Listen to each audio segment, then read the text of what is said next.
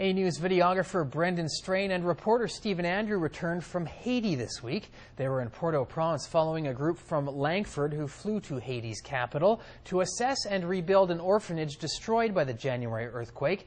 Beginning tomorrow on A News, we will report on the group's efforts in Haiti. And Stephen Andrew joins us now with a preview. To say it was a journey of a lifetime would be an understatement. Port-au-Prince is a city destroyed, and for hundreds and thousands of Haitians, nothing is left but dust from concrete that once sheltered their meager lives, and for so many, their only possessions, the clothes on their backs. But it is here that Langford's fire chief led a group of 5 community leaders from Langford. Their goal, to make a difference no matter how small, and our series on their journey begins tomorrow on A News. But here with a preview, Bob Beckett, Langford's fire chief. Thanks for coming in. Thank you, Stephen. It was a trip, don't you think, that one would say is of a lifetime, but also life-changing?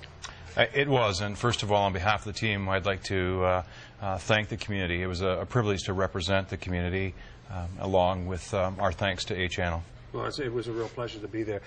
What really struck you most? Now you've had a few days to think about the trip. I mean, we got back on Tuesday evening, and I guess you had some time to decompress a little bit. What struck you about it the most?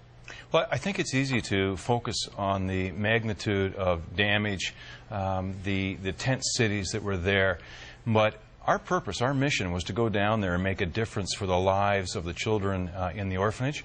And that's now, after reflecting, is where all of our energy needs to be moving forward, working with the various partners that we established both in Haiti, back here in our community, and let's get the project done. Let's give them a safe home. Let's give them a community where they can grow and learn and be educated, and in turn then give something back to their community. When you went down there, you said you wanted to rebuild this orphanage in a matter of months, basically, to try to do it as quickly as you can before the rainy season started. Do you think that's going to be possible? Mayor Young spoke to the team just before we left, as you know, and his goal, just as it is with other projects in the Langford area, is to get it done. And he said, I'd like to see this done in 3 or 4 months. Let's make a difference. Unfortunately, we're not going to be able to avoid the rainy season, but we will be able to have something for them, I think, by September, that will provide them with the necessities of life. The big thing, of course, is not just building the shelter for the orphans that are in there, but we found as we were there that this was a facility, a church, a school, a home for these children, but it was also a center for the community as well. Well, I got goosebumps as you were saying that, Stephen. We found out through the sisters and through the community group there that this is a neighborhood, truly a neighborhood community center. It has an orphanage. It has a religious chapel, a Catholic chapel where the community can go to, but it also has a school now. Part and thanks to the RCMP officers who are serving in the UN, who are contributing to the salary of a school teacher. So this isn't just an orphanage. We're creating a community center to provide an opportunity for people to go worship, and most importantly, I think, is to provide education for the residents of that community.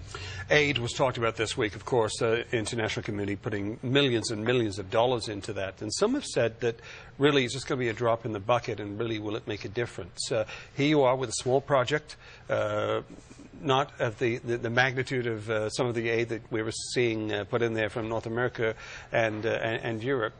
Is it worth it, and do you think this is the way to go?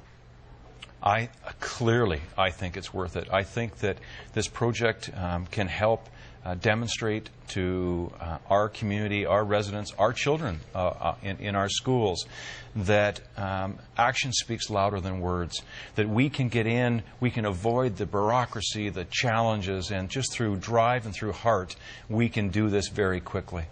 Bob Beckett, thanks very much. Appreciate you coming in. Thank you, Stephen. And you can follow our series beginning tomorrow on A News with Hudson Max starting at 5 o'clock. And for more information on the project, you can go to the website, www.teamhaitichildren.com.